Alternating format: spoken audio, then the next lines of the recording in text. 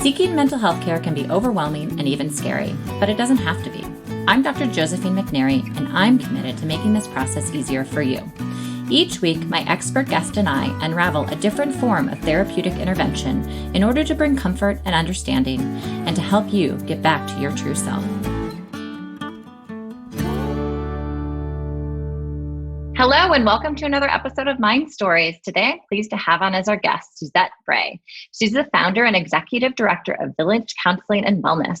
She is a DBT or dialectical behavioral therapy expert and provides these services through Village Counseling and Wellness. Today, we talk about the use of dialectical behavioral therapy and how it's helpful in not only individuals with history of mental illness and mental health struggles, but also individuals during these difficult times in figuring out how to tolerate distress and deal with uncertainty. Welcome, Suzette. Thank you for being on the show today. I'm so glad to be here. So I've been looking forward to this conversation because I would love to have the listener just have more of an idea about dialectical behavioral therapy and the work you do at your center and how that relates to maybe the experience that most people are going through during these times in history. Yeah, I'm really glad to be here too, because I think so many of us are dealing with so much more distress than we've ever had to deal with more in more normal times. Can you talk a little bit about the work you do at your center and the focus and kind of your mission? Well, what we've traditionally done is work with folks who have emotional dysregulation disorders, folks who spend a lot of time in high levels of distress. And high levels of distress can look generally one of two ways. You know, we think a lot about high levels of distress as looking like big emotions. You know, lots of crying or yelling or screaming or breaking things. But there's another side of distress too. And that's kind of looking like kind of clocked out or just out of it, looking, we call it often dissociated, but just or hypo-aroused, which means looking out of it, just kind of clocked out and breathing slowed. And the way we might look at it now, if you've ever had a really long Netflix binge, that might look a little dissociative. You know, I just can't do anything else other than stare at that screen anymore. I've got nothing left in me. I'm just gonna Netflix binge. So maybe kind of other words that the listener might kind of connect with are feeling disconnected or Yes. checked out, right? Right. Kind of escaping from the reality, but it's kind of going inward in a way, I guess, right? Right. During times that feel too hard to manage. For sure. Yes. So traditionally, we've worked with folks who spend a lot of time in those places. And often the diagnosis that goes along with that is borderline personality disorder, sometimes bipolar disorder. For our folks, sometimes it's treatment-resistant depression or anxiety. So those are the crowd, the folks that we've traditionally worked with. And often those folks have had years and years and years of more traditional talk therapies. But what we do is we teach dialectical behavior therapy skills. And those are skills of mindfulness, how to be in the present moment, on purpose, without trying to change it, without trying to judge it, just being there as it is. We also teach distress tolerance. That's about how to get through a bad situation without making it worse. Because often what we want to do in a situation that we don't like is try to make it stop no matter what. And sometimes that actually ends up, we can make it stop, but we end up having to dig ourselves out of some kind of hole later on. We also teach about emotional regulation. If an emotion is not justified by the current situation, or if it lasts too long, how to change that emotion. and also interpersonal effectiveness, how to get people to do what we want them to do in an effective way that might even keep them liking us. So we've taught those skills to folks because sometimes we don't learn those as kids. Sometimes our emotions are too high and the folks around us don't understand how to teach us how to do those things. They expect us just to intuit them, or they do that stuff for us and then we never learn on our own, or they don't pay attention until the emotions are too big. So we teach those skills. And then in individual therapy, we help folks do what's called behavioral chain analysis, which is breaking down events in kind of excruciating detail. And so that we understand really what's going on, and then applying those skills in session so you can figure out what to do next time, because there's always a next time.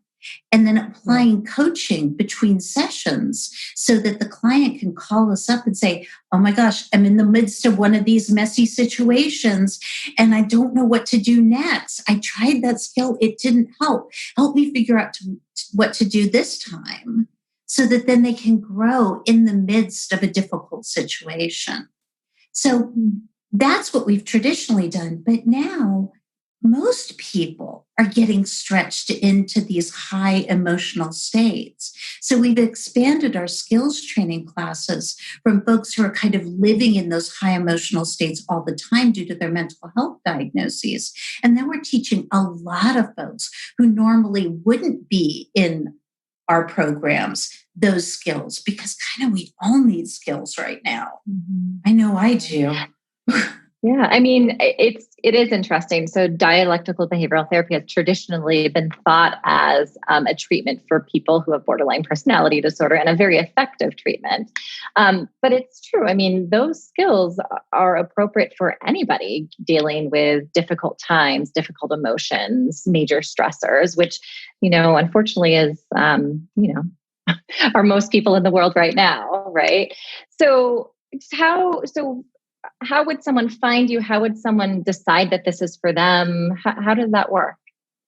Well, how they'd find us is they just look on the internet at Village Counseling and Wellness, and either go and fill on the form on the website.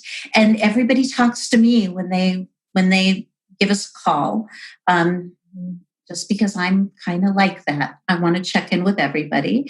And then we do all of our sessions right now online. It was unfortunately or fortunately the silver lining of the pandemic was that we figured out we could do this online. And so we provide those skills to everybody in California.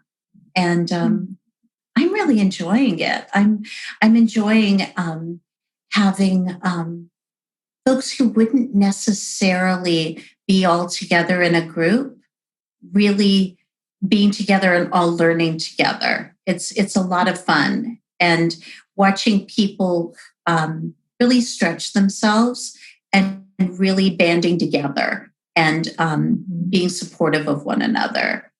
And it really, I'm sorry, go ahead.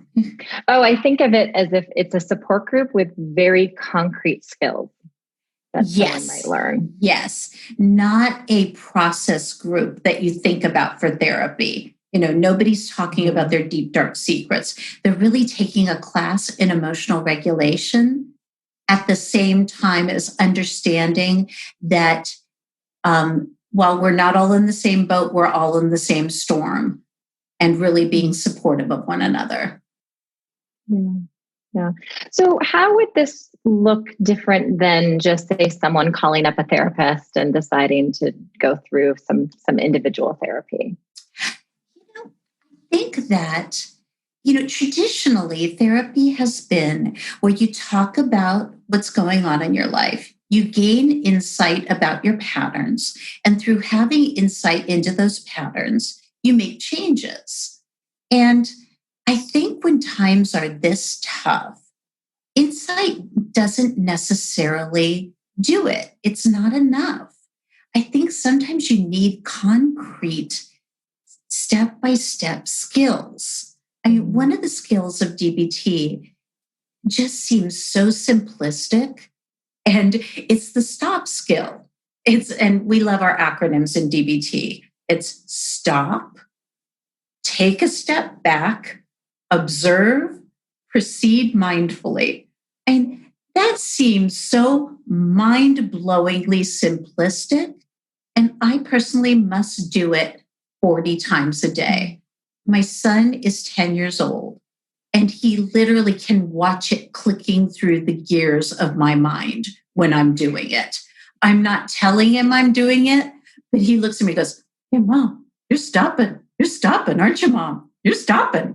Because it's like when you are a parent who runs a business, who's trying to see clients online, knowing that your kid cannot walk in and interrupt you in the middle of a session. That's not good, right? Trying to do all the things it takes to run a business. Child is doing school and really needs you, because trying to do remote schooling when your child is a severe case of attention deficit disorder, all of this stuff is going on, right? And you have to stop, take a step back, observe, and proceed mindfully, maybe 10,000 times a day, or else you're going to flip your lid, right? And burn the house down. And so it's insight may help me do that, but having this concrete little skill, this little tiny simplistic acronym, makes all the difference between being able to stop and just take this infinite, I can't even pronounce the word today, this little tiny break before I explode, or before I can take this little tiny breath and do something that's effective and mindful towards my family, rather than. So And so I've drilled that acronym in, and it's. I know it sounds so simple, and I know it's something that most of us wish we could do without having to learn an acronym for it. But that concrete little acronym makes a world of difference to me and a huge number of other people. And so it's the idea between having to reinvent the wheel in the moment, or having this little teeny weeny decision tree that helps me move forward. It makes me think about the different steps that you focus on. And so that step kind of speaks to this, or that skill speaks to the idea of having appropriate responses, or more kind of non-impulsive responses that not only help yourself, but actually allow you to maintain relationships and also kind of get what you want in a more appropriate, kind of lasting, meaningful way if you aren't as impulsive in your reactions to things. Exactly. And I've got a quick and easy way to teach it to my favorite little person in the world, who also needs help controlling his impulses as well. So I'm not having to make it up for myself to therefore then model it to my child. I've got this fast little easy way to remind myself and then model it for somebody I love. So it just makes it so much easier than having to make it up at a time when my subjective units of distress, my SUDs, are super duper high. And I lose 25 IQ points because I'm in emotion mind, because I'm stressed and all over the place. And, I'm just not working at my highest level. I'm not in my wise mind, as we would say in DBT. So I think it's the power of these skills, just the same way is, when in basketball, there are drills, when you're a basketball player, you're doing drills to sink the basket, sink the basket, sink the basket, so that when everything hits the fan and you're in the middle of the game and you've got to shoot that free throw, all the muscle memory is to be able to shoot that when the chips are down, when everybody's watching. So, in DBT skills, we drill the skills so that we can use them when everything's on fire. Great. Yeah. I mean, it seems relevant that people are needing to use those skills more often, being home more often, being with your kids, being in just stressful situations with people that maybe you used to have breaks from. Maybe. Yes. Yeah. Well, I want to go back to you. We started off by talking about people who dissociate or who kind of disconnect from things. But then so we talked about that a little bit, but then we also talked about people who get too involved in the other direction, right? Too kind of distressed due to what's happening and kind of go too into it, right? And I guess one question I have is that can exist in the same person. In some situations, they withdraw, and in other situations, they kind of get in it, but they don't know what to do with it. Right. Absolutely. Absolutely. So how can we, what skills can we use when we're in the midst of a situation that can become big and explosive and we don't know what to do? How can we actually, instead of getting in the midst of this situation and blowing everything up, how can we actually set ourselves to withdraw for a little while, calm our central nervous system, and then go back when we're ready to manage it in maybe a more effective way? So we have a set of skills for that. And those are also in our distress tolerance module. And we would kind of, everything starts from being mindful, like, oh my gosh, my subjective units of distress are really high. Anything I'm going to do here, I'm going to have to apologize for, I'm going to have to pay for, or I'm going to have to, oh boy, yeah, am I going to get arrested in this one? I hope not. So then it's like, how can I withdraw from this gracefully? Is this something that I need to go, stop, take a step back and go figure out, and then come back to when I've brought myself down? How can I go basically kind of take a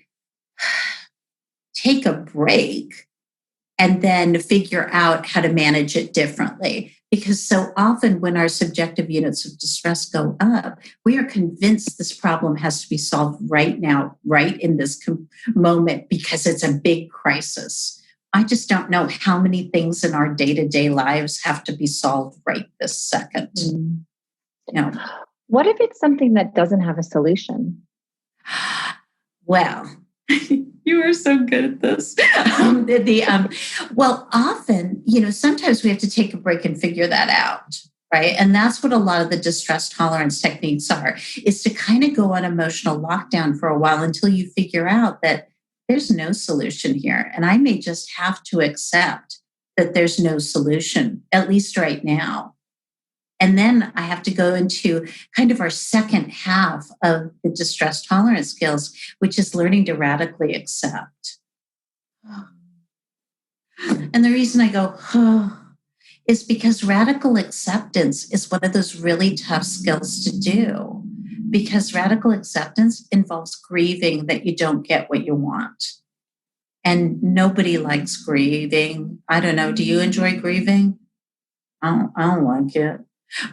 But sometimes we have to learn to radically accept that things just aren't going to turn out the way that we want them to turn out.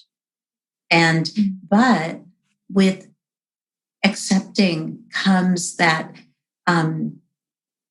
stopping, keeping on fighting reality. And with that comes freedom. We don't have to keep fighting anymore. Okay. This is reality. It's not the way I want it, but it is how it is. And that once I accept that, I can cope with that. And I'm sure some people in your module say, but that's resigning to kind of thinking about the world, right? And saying there's so many problems in the world, right? And okay, so I can radically accept it, but I also want to make an impact. And so how does that play in? Radical acceptance does not mean you have to approve of what's going on. And it doesn't mean that you have to forego activism. It doesn't mean that you have to just lie down and say, well, that's just the way things are. Okie dokie. It doesn't mean that you don't have to, that you can't attempt change. It means that in fact, you have to accept reality before you can even start to make change. So Marsha Linehan, the creator of DBT, tells the story about there being let's say you bought a house, right? And you bought it with the understanding that the house was going to be painted before move-in day, right? And you get to the house and it's purple. And it was supposed to not be purple on move-in day. So you get to the house and you show up and you say, this is unacceptable. I don't want this house to be purple. No, no, no, no, no, no, no, no, no, no, no. And you drive away from the house and you go, no, I cannot accept that it's not purple. You have to accept the house is purple in order to go to the paint store, get the paint, and get the house repainted, right? So until you can accept that things are the way they are, you can't start to campaign for change. Does that make sense? Yeah. Yes, it does. Yeah. So it's almost as if you have to stop, you have to cool down, accept it, and then say, okay, there needs to be effort to make a change in the way that I want it to be, but it has to be a measured effort and a calm type of effort too. Exactly. And you can't, I remember going to this concert when I was about maybe 18 years old. And I remember it was a long time ago, U2. And I was with a bunch of friends, and with my friend had brought her boyfriend, and he was a hothead, right? And there were Amnesty International petitions everywhere, right? And he decided to write a manifesto on one of the Amnesty International petitions, and the page was almost full. And he started to write all this stuff on it, and he destroyed the page of signatures with his writing. Right? So he thought he was making change, but he wasn't. He destroyed a page of signatures that could have made a difference. Does that make sense? He wasn't doing activism. He wasn't making change. In fact, he got in the way of change with his lack of being able to control his emotion and his lack of radical acceptance that he couldn't express all of his beliefs on this piece of paper because, in fact, he lost some of the potential of the movement. Does that make sense? Yeah, it does. And the other thing I want to bring up, I noticed that you kind of feel that it's helpful to share your personal experiences. And I know in DBT, the DBT therapist tends to do that quite a bit. They tend to bring in some of their personal experiences and life experiences. Why is that, you think? Well, we call it self-involving self-disclosure. In DBT, we feel it's very powerful that the client knows that we're people. You know, that whole blank slate thing is just not helpful in DBT. And I might go a little further than other people in DBT world as far as bringing in my own experiences. We talk a lot about folks being emotionally sensitive in DBT world. And I think it's very powerful to share that I'm also emotionally sensitive and that I need to use skills as well. And I think it just knocks down one of those walls where clients feel, these clients have felt so invalidated so much of their lives, where people have just looked at them like, what the heck is wrong with you? You flippin' drama queen. What? Stop. Your emotions are wrong and weird and invalid. And it's just strange, and cut it the heck out. And the real key to working with folks who have strong emotions is validating that these emotions make sense in light of this person's experience, in light of how they experience emotion, how things feel to them, and what it is to walk around in the world with this heightened level of sensitivity, with this heightened level of being someone that when an emotion hits, it is like experiencing a tsunami of emotion. And just the idea that there are other people in the world who can experience things very strongly and have learned to adapt to that is very powerful for folks. And I think being open about that is really important. Without saying, yeah, and that's great, and go ahead and live that way. Because you can't adapt to the world if you don't figure out how to do something with those emotions. You Right. still Yeah, have I to live in the agree. So world. kind of, yeah. So bottom line is that yes, your emotions are valid, but and you should not ignore them, but how do you sit with them and chew them kind of and process them and kind of react to a world that, it might be counterproductive to kind of put those emotions out there at that moment, right? Yeah. Or, how do you kind of accept the emotion and then stop and then decide kind of how to proceed kind of either with that emotion or kind of to allow that emotion to maybe take the back seat in that Yeah. setting. I talk a lot about emotional sensitivity sometimes being a great gift. That these are our artists, our activists, our people of passion. But the problem is that sometimes walking around in the world with a high level of emotional sensitivity feels like being naked and the whole world is made of sandpaper. And I talk about, the DBT skills as being a parka. You can put it on and use them, but you can still access that high level of sensitivity when you want to.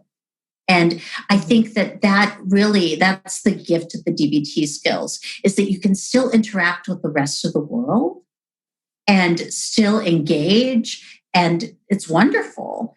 And you can still access that sensitivity that really is such a gift when it doesn't make you want to just fall apart, or feel so exceptionally misunderstood, as for so many of our folks, it really does. It makes them feel like such outsiders, makes them feel so invalidated so much of the time.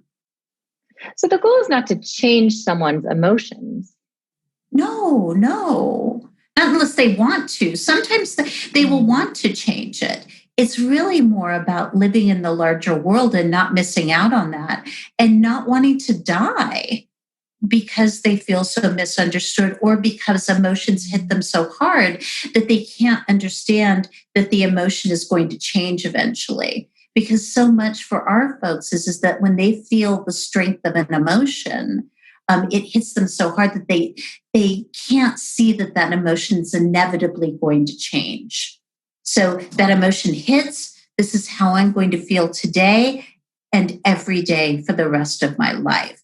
So that idea of dialectical thinking is that idea of being able to hold this viewpoint and other viewpoints at the same time, rather than only this viewpoint. So yes, I feel terrible right now, and there are multiple different things that I am going to feel throughout the next few days and throughout the rest of my life. So I'm going to hang on, because there's lots of different ways I'm going to feel. Yeah. And I don't have to act on how I feel right now. And I can see how that's relevant to everybody. And in these groups of people who maybe don't have mental health histories, but decide to take part in these groups to help just regulate themselves a little bit more in the world they're living in, to say, yeah, I'm having a lot more strong emotions, but how do I think about those just in the context of my life moving forward, for the next week, right? Yeah. Or, tomorrow. Or just that my career's hit a pause right now, and I don't know for how long my career is going to hit a pause. Or for our teenagers out there who are missing out on really big developmental events, or they're missing a year of their lives, certain parts of their lives that are big events that they've looked forward to for a long time. And how do they get through that? And how do they figure that out? How do they balance that? Well, these kind of skills can really help them integrate that into their worldview. Mm-hmm. Right. And are your groups separated by age range? They are.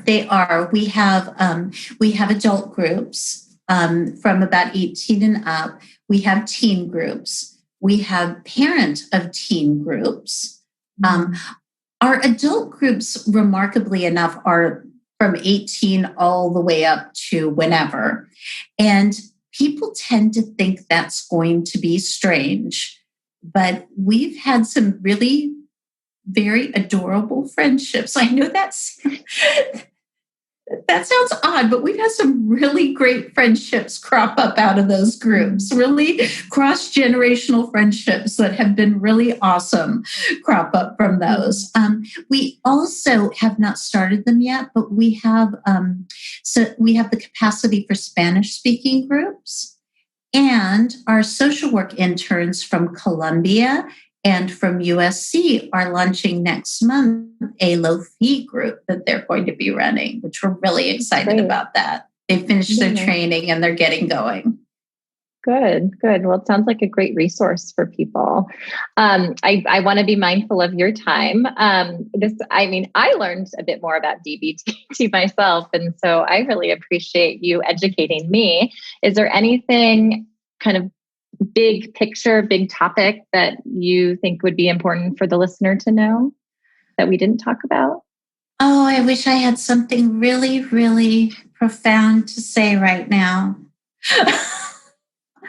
Well, maybe we went over the kind of main points. And I mean, for me, this gave me a better understanding of DBT and what it is and, how to think about it. And I appreciate that. And hopefully the listener got that too. I hope so. Yeah, I'll make sure that I add your website to the episode description so people can learn a bit more about just your program and DBT in general. And I really appreciate your time today. Thank you so much. This was really, really fun.